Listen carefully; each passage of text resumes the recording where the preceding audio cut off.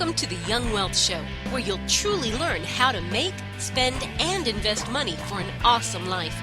Get the real-life stuff that wasn't part of your school curriculum.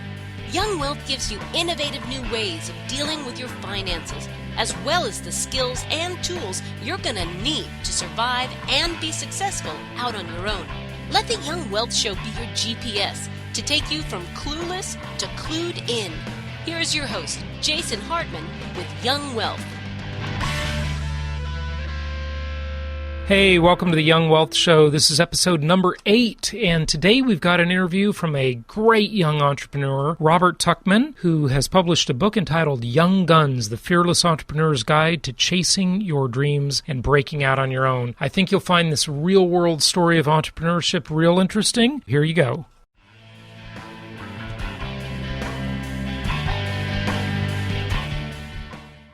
My pleasure to welcome Robert Tuchman to the show. He is the author of Young Guns, The Fearless Entrepreneur's Guide to Chasing Your Dreams and Breaking Out on Your Own. Robert, great to have you here. Hey, thanks for having me today, Jason. So tell us about your journey, your decision to become an entrepreneur, and how it's all worked out, and let's talk about why other people should consider it. So basically, how I became an entrepreneur, actually, I had graduated from college in 1993, and, I really wanted to be in sports. I knew from a young age that at least I had a passion for sports. I loved sports, and that was where I wanted to be, what I wanted to do. I actually wanted to be a sports broadcaster. And unfortunately, I couldn't get a job in sports broadcasting, but I found a job selling advertising for a sports magazine. And basically, what I did was I would sell ads for this sports publication, and with each ad, I'd include tickets or package to, a sporting event. And I realized the people I was selling to, all they really cared about was the actual package to the event or the tickets. And I said, you know what? That's my light bulb moment. Why don't I start a business that just caters to sports hospitality? And I just said, I have nothing to lose. I'm 24, 25 years old, only have to feed myself, afford myself. And I said, you know what, let me give it a shot. And that's how I started my business, TSE Sports and Entertainment. And so you were 24. What did you do? So you had 2 years probably out of school before that, selling advertising, pretty right? much. Yeah. I just had, I had graduated in 93, and really all I had done is my first job, actually, before I said, I got to work in sports, I actually worked at Lehman Brothers for 6 months, but investment banking at that time just was not for me or not my thing. I said I had to work in sports. I couldn't get the job at broadcasting, but I got the job selling for this magazine, sold for them for about a year.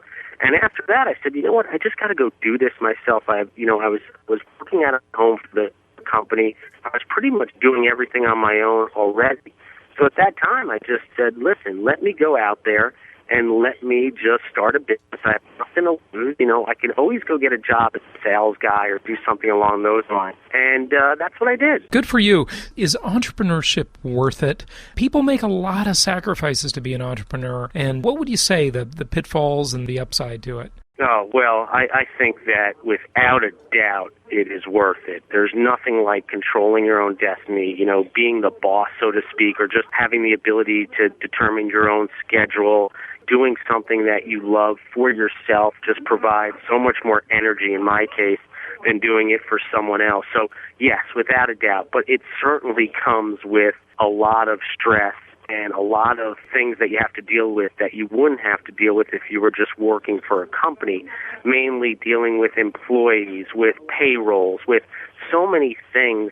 And that's why you find a lot of people do not want to take that leap. And unfortunately, if you don't take that leap, you can't really achieve or feel what it feels like to do something for yourself. No question about it. So you had your light bulb moment, as you say, Robert. And any thoughts on how someone can discover what their thing is going to be, what the business should be, which road to follow? I mean, look, you were at Lehman Brothers. Now, you wouldn't have a job today. We all know that. Well, that's the most ironic thing about it. It was really funny because at the time I left Lehman and was deciding on going, working in sports or potentially starting my business, which I had thoughts about. Everyone said, stay at Lehman. It's the safe bet. You have life, health insurance, blah, blah, blah.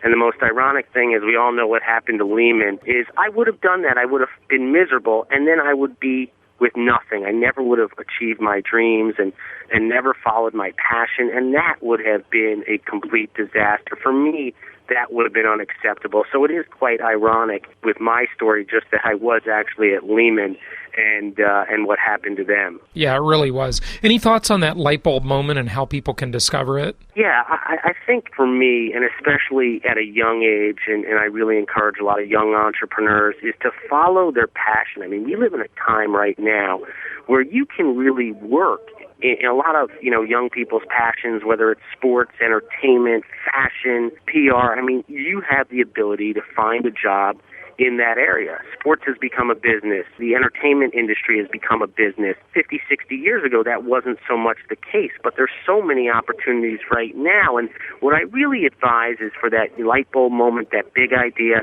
is think of an industry that you really have a passion for, something that you're going to wake up day after day and you're going to actually, think about wanting to go into work, and it's not going to drive you back to say, I really don't want to do this. And it's kind of what I call a homework test. If you go and research this business and you find, it's a hassle to do it, you don't want to do that, then you know it's not for you. But if you wake up and you're energetic about going out there and researching this business, then you know it's for you. So tell us about the path of your entrepreneurial experience, if you would. You've been in business, 14 years now? I have, exactly. And how did you really start? Like, where exactly did that jump occur? So you told us about how the idea came about. What do you do next? Well, I think what happened is I didn't know really anything going into it initially, how to run a business. Every day was a learning experience. So every day I would fail. Every day I would mess something up, or I would do something incorrectly that taught me the right way to do things. Maybe it was initially finding the right partners, like an accountant, a lawyer. I went through so many of those before I found the right one, spent a lot of money on that. Or maybe it was a lot of the things that I was doing from a perspective of how I was selling. I just learned so much each day. And really what happened was, slowly but surely, I built the business from the ground up. There was no infusion of capital. It was, I had no capital partners or venture backers. It was really, hey, I sold, one of our event programs, and I bought a fax machine, literally. I didn't have a computer. Right. Didn't even have a cell phone, which weren't really around in the mid-'90s. But it was building it brick by brick and learning piece by piece. Certainly if I started a business nowadays, a little older, it might be a little different. But really, that's how it comes together. That's how it was built. And just slowly but surely, brick by brick, piece by piece. And, I'll tell you, there was a time when it was very difficult because people were coming up with internet ideas and businesses and getting loads of funding, and the whole world was changing, and I had to stay grounded and just build a traditional business. You're referring to the dot-com era when venture capitalists were throwing just stupid money at stupid ideas Exactly. Everywhere you look. So first of all, first employee hire. How do you do that? I mean, when did that happen? You sold a few packages, I assume, and you had your fax machine. And Well, it happened. Actually, it wasn't a full-time employee. What I did initially, I remember I had this woman, and, I wasn't the best, I wasn't the most organized person, let's say. I was more on the sales side and had those attributes as opposed to someone who may have been, we would term one of our account managers or event managers. And I hired a woman part-time. I remember it was $15 an hour, and she did a lot of my mailings. At that time, it was a lot of snail mail and sending out our brochures, and that's what she did for me and helped me put together a lot of my presentations. And then that led into a full-time job and then a full-time assistant. And then I brought in another person who basically became the, person that was my business partner. And that's how basically, things started, just kind of piece by piece and one person at a time. what about getting an office? When did you make that decision? Well, that was a great story. When I got an office for the first time, it was really a great story. I had played basketball, and there was a place called Basketball City here in New York City, which really what we did, it was like a rec center, and they were building this out. And one of the guys who was the partner in it was a guy, Alex English, who used to play in the NBA. And I ended up giving Alex a ride home one night and gave him a ride to his office. And he said at the time, I just rented this office space, and he had a partnership with a guy who used to play for the Knicks, Charlie Ward, not actually Charlie, but his wife, and they had a business, and he had this office space right across from Madison Square Garden, and he said, hey, we have an extra office, would you be interested in in coming in with us and renting an office. And I ended up staying in that office, or at least staying with Alex for years. We grew in business for a couple years. So you did that. And did you ever take on funding at any point? I mean, look, you've got a pretty big, wow, Never. That's impressive. One of the things that I tell all young entrepreneurs is, if you don't need funding, don't take it. Because at the end of the day, when I had sold my business, if I had done that, I really would have felt bad. You know, if I had needed it, if you need funding to get off the ground, then I advise taking it. But if you don't take it just so you can say, hey, someone, and at that time, as you remember the internet age, it was all about, hey, this guy gave me $1 million or $5 million, I got funding, XYZ, and then that was what people were proud of. But I'm glad that I stayed away from that. So does funding make the business dysfunctional in some way? Does it just do you give up too much control to people that don't really get it? Or are you saying that you just didn't want to split the profits when you sold out? Yeah. If you don't need funding, I think that there's no reason to get money just so you can say someone believes in me. I really don't believe that there's a need to do that. And I think it does make the business dysfunctional, because what happens is that you basically, all of a sudden you have all this money, and it's how do we spend it, instead of, hey, how do we go out there and make money? How do we survive? It's learning to survive, kind of like people who built businesses when they started, as the stock boy all the way to the CEO. Once you have all those funds and money, I think in a way it can make you kind of lazy in some situations, and that's what makes it dysfunctional. And I also think at the end of the day, it really comes down to, you might need money, you might need funding, because you have to build infrastructure that you just can't build on your own or without funds. Fortunately for my business, I didn't have to do that, so I didn't have to take in capital. But I'm sure at the end of the day, if you build a business, it's hard to keep it going if, or when you sell it to, not get that maximum benefit. Good points there. That's an interesting perspective. I'm sure you've had thoughts during the time when everybody was taking on funding, late 90s, early 2000s, until it kind of blew up, when that was really hot, of probably being a little envious of some of the stories you heard about other entrepreneurs you might have met getting all this funding. Completely. You're right to your point. It was a very difficult time, because I had worked my tail off to build this brick-by-brick business, and all these people all of a sudden were building these businesses that had no revenue and selling them for millions and millions of dollars because it was a good idea. It was really just a fascinating time, and certainly it built resentment in me, and also kind of got me thinking, well, how do I change my business, even to the point where we developed a kind of .com element to the business. But the great thing was, I had a lawyer that always told me, was one of my people that gave me some advice, and said, just keep building your traditional business. Don't worry about everything else that's going on. And when the whole crash came in the .com, it was some of the best advice I had ever gotten. Well, first of all, let's just mention the track and where we know where you started now. Let's talk about where you are now. You've got 60 employees, I believe? Yep, we have about 60 employees, and we're a mid-sized company, and it's a different world than where I was, 10 years ago. It's really amazing. The benefit of entrepreneurship is you can really just leverage results, and you can scale them up, and you can do it pretty darn quick, and that's one of the big benefits. Well, I'd like to talk about technology a little bit. You call it, in your book, our generation's greatest equalizer, and I assume you're referring to the internet and how it levels the playing field and gives small companies a voice. But you tell us. Yeah, let me tell you, it's just incredible. 10 years ago, if I wanted to sell my product to someone in Europe or China, I'd have to fly over there, not even know who to meet with. I wouldn't be able to do the research. The internet has opened the playing field just in terms of looking at business on an international scale like never before. Now, not only are we selling in the U.S., but we're selling in markets like Asia, Europe, and really connecting with people and businesses over there. Social networking, Facebook has 400 million people, building up groups along those lines and marketing to those people who you find in these centers, where all of a sudden you have access to all these different types of people, where 10 years ago that was impossible. Just think, when when was the last time something along those lines happened? Okay, maybe when they developed trains or automobile transportation, railroads. All of a sudden you had access to all these people, and that's what the Internet's like, but make it 10 times that. Yeah, so much faster, so much more frictionless, and essentially free. So incredible. Any particular channels or technology or Internet things you want to recommend to the listeners, like anything specific? Well, I think the first thing is, and it's basic, is, look, if you're going to put a website up there, you can compete with $4 billion companies if you're a startup. It's how your site looks. It's really presentation, because that's the first thing people see when they see your company. Let me go to the person's website. Let me see what they're about.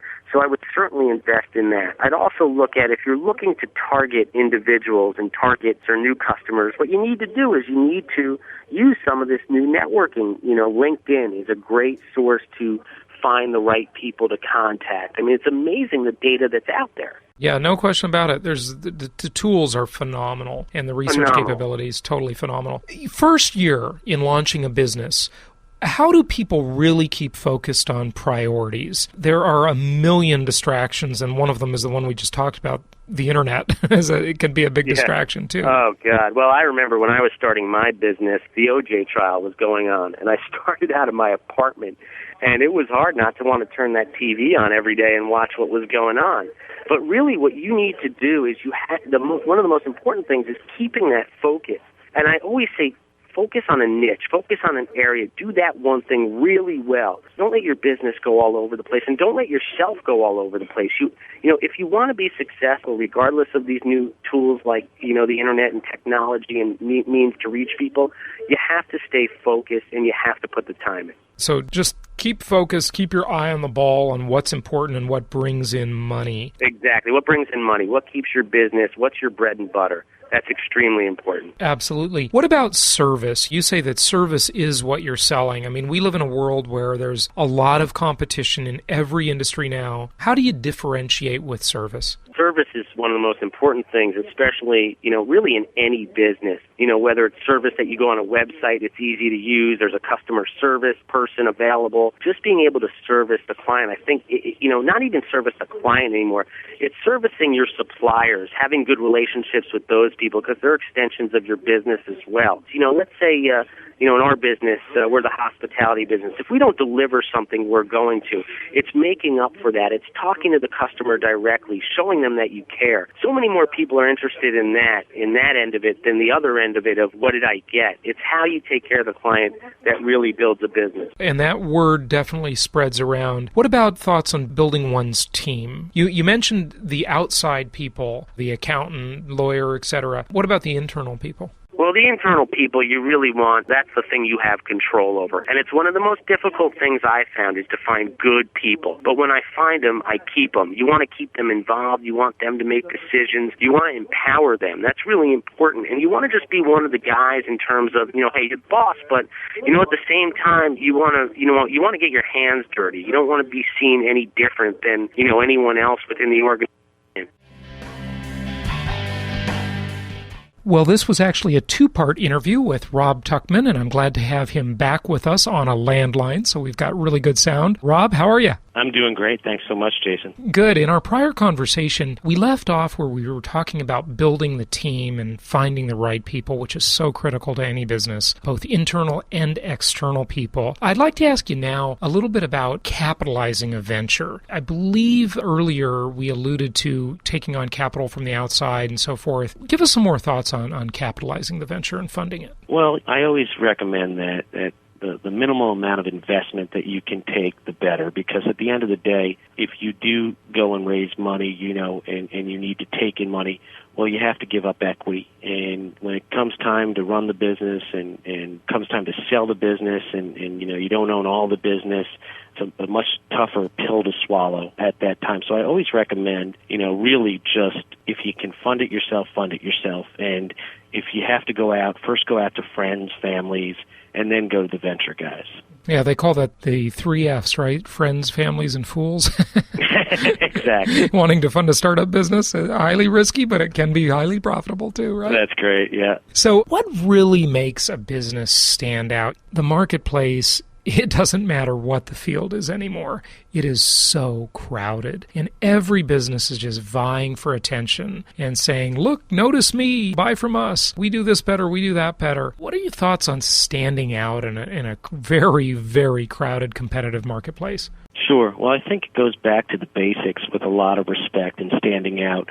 Customer service, the customer experience, that's what is going to differentiate, your business from anyone else's. And if it's a viable business and it's a business you want to have around for a long time, well, that's how you're going to build it, with customer service. That to me, when you look at it, has always been the difference between one business to the next. Obviously, if it's a business that's more of a consumer product, it's obviously the product itself and the difference between it. But in a business and running a business, it's really about how that company handles the customer, and that's what the issue is. That's a little bit hard to swallow, though, sometimes for the startup company, because they view that as kind of an ambiguous thing, and they don't have any past customers yet when they're just launching the enterprise. And it seems like it takes so long and it's so painfully slow to just focus on really delivering quality product, quality service. It seems that that's a sort of the long-term vision of a company, which is certainly important. But, everybody in our society today wants it now, fast, Yeah. instant gratification. Any other tips on standing out? Yeah, well, I think, another way to stand out and talking about now in this society, obviously it's a lot different than if you were starting a business 15, 20 years ago because of technology, because of the Internet. And really, I think the way you stand out now is we're at the point where using that technology that we have made available to us, like the Internet, to really make businesses function, run better, lower operating costs. There's a real ability now for certain companies to really make the user experience and just customer experience a lot better because of technology. Yeah, no question about that when it comes to CRM systems, customer relationship management, follow-up systems, things like that. And one other area I'd like to point out to the listeners is surveys can be very helpful, especially in a new enterprise. There are all sorts of very simple survey systems that you can use that are online, and they just email little short surveys to customers. There are a bunch of them out there, and I would really recommend that so that you can get quick feedback on what's working and what's not working. And also then use those surveys from, of course, the happy customers to ask them to give you testimonials. And many of them will be more than happy to let you use their name in your marketing and things like that. You have to get their permission, but that can be a good idea. Don't you agree? Oh, absolutely, for sure. That's how in my business with our sportstravel.com business, whenever we send customers on a trip, the first thing we do is ask for a report back from them in terms of the service we provided. And that's how you learn and how you grow, is you find out what went right, what went wrong, and what you need to work on. My grandmother passed away last year, and she said something very, very profound to me, I thought, many years ago. She said, Jason, the hardest ship to sail is a partnership. I think anybody who's married or in business with a partner would probably agree with that. And people who are able to get the right partner are some of the luckiest people on earth, because partners really can help create your success much faster. A good partnership is worth its weight in platinum. It can be very, very valuable, but most partnerships aren't good partnerships. Most partnerships, especially in the active area of running a business, and the thing I say about a business is a business has so many moving parts. There are just a lot of things at any given time that can go awry, go wrong. You've just got a lot of dynamics in a business: personalities, competitive environment, finance, customers, regulatory and legal issues. There's a lot of stuff. I mean, no doubt about it. Should one go into business with a partner? And if they do, how do they find the right person, and how do they manage that partnership for success? Sure. Well, I've had a great experience with a partner and a partnership, and my partner, Brett Sklar, who really I got introduced through Brett to from my best friend growing up, was actually Brett's roommate in college. and we've had a great relationship over all these years. And I agree. I mean, I think, it was very difficult going into a partnership, or rather going into a business without a partner initially when I started. Having a partner, being able to talk to someone, bounce ideas, I mean, it's invaluable just in terms of what that could mean. I don't think I would have gotten to the point I am at right now without a partner like Brett. And that's really important, but it's a very difficult decision. It's like picking a marriage partner, someone you're going to spend, almost as much, probably even more time with than a wife or husband or significant other. Or at least more conscious time, non-sleeping time, right? Yeah, exactly. More where you have to be kind of on the ball. So I always recommend it, but it's something I say, tread very lightly. Don't just jump into business with anyone after you meet them for 2 weeks. You really have to understand the person, get a good feel for them, and see if you can work together. The thing I'd like to say about this, especially for young people, is there is a tendency for people to partner up with their buddy, their friends, and I would really be very cautious about that type of thing because just because you're friends doesn't mean you're business partners. No, and it doesn't mean you have the same goals. Jeopardize that friendship. Right. That's one area I've learned to kind of steer clear of. Right. Is bringing in friends, hiring friends, partnering with friends. It's a good way to ruin a relationship. Certainly it can be very rewarding if it works out, but I just think from my past experience, it's really a difficult thing to make happen and actually go well. Yeah, and the caveat there is there are big chances it could go wrong, but sometimes it does go right. But what I'm saying is that the thing that makes a friendship, especially with young friends, is much different than what turns out to make a good business partnership. Oh, yeah. That's a great point. That's very true. All you have to do to realize this is go to your high school reunion and look at your buddies from 10 years ago or even 20 years ago and look at how different your lives have turned out and how compatible maybe you were at that age. Yeah, it's and true. People just go different directions and have different goals. They do. Different interests, different goals, and things change. But that's right. It becomes very difficult to maintain those friendships when you're in business with someone. So, Rob, just in kind of summing all of this up, what is the young guns advice in a nutshell here? And then we'll let you go. Sure, you got it. I mean, as we talked about, I think what it's about is following your passion in life, that life is short and you spend a lot of time, or most people do in this society, at work. And why not go after something you love, and why not build a business around it? If other people were successful at it, if other people can do it, why not you? And I think that's really what this book is about. It's about we live in a society now and a time now in the history of this world, in this country, where you have the opportunity really to do anything that you like. I mean, within most laws or legal laws, that you can really kind of go after anything. And why not do it? And that's what this book is really about, kind of the motivation, encouragement to really go do that. It's very inspiring, and I tell you, I've been an entrepreneur all my life. I'm probably unemployable. I've never had a real job, I like to say. And it is really, there are wonderful opportunities out there, and really would encourage everybody to consider the entrepreneurial path. It doesn't necessarily even have to be a full-time path. It could be on a sideline business in addition to the day job, so to speak. And it's very rewarding. It's just great to create something and see it work in the marketplace. It's your baby, and it's just really, that's a very, very exciting and inspirational feeling to see that happen. Something that just came out of your own head. It really is cool. So, Rob, where can people get the book? People can get the book either on Amazon.com, BarnesandNoble.com. They can go to Barnes & Noble, go to any bookstore, major bookstore, should have it. I also have a website called YoungBusinessExecutives.com, and there's a link on there to purchase the book, I think, off Amazon and Barnes & Noble. But certainly, I definitely recommend it for anyone who is, thinking about starting their own venture and doing something that they love and building a business around it. Probably be a good read for you. Excellent. Well, hey, thank you so much for sharing your insights today. We really appreciate having you on the Young Wealth Show. Thanks for having me on, Jason.